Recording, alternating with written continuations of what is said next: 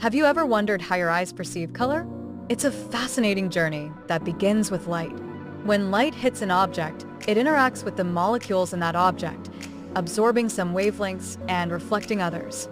The colors we see are the wavelengths that are reflected back to our eyes. For instance, a red apple reflects red wavelengths while absorbing others. Now let's dive deeper into the anatomy of the eye. The light enters through the cornea, which bends the light to help focus it. Then, it passes through the pupil, the opening that adjusts in size depending on the light intensity. Next, the lens fine-tunes the focus, directing the light onto the retina at the back of the eye. The retina is a marvel of biology, packed with millions of photoreceptor cells called rods and cones. Rods are responsible for our vision in low light, but they don't detect color. That's where cones come into play. There are 3 types of cones, each sensitive to different wavelengths of light: short, blue, medium, green, and long, red. When light hits these cones, they send signals to the brain, which interprets these signals as color. But here's where it gets really interesting. The brain doesn't just receive raw data, it processes it. It compares the signals from the different cones to determine the color we perceive. This is why we can see a vast spectrum of colors.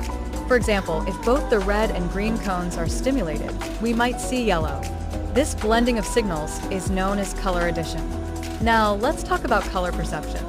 It's not just about the wavelengths, it's also influenced by context.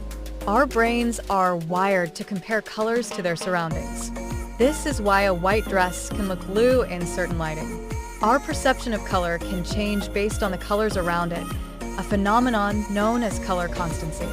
Moreover, color vision isn't the same for everyone. Some people have color vision deficiencies, commonly known as color blindness. This usually occurs when one or more types of cones are absent or not functioning properly.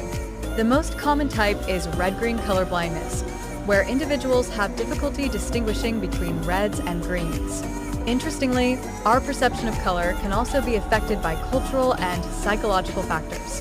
Different cultures may have different names for colors, and this can influence how individuals perceive and categorize them.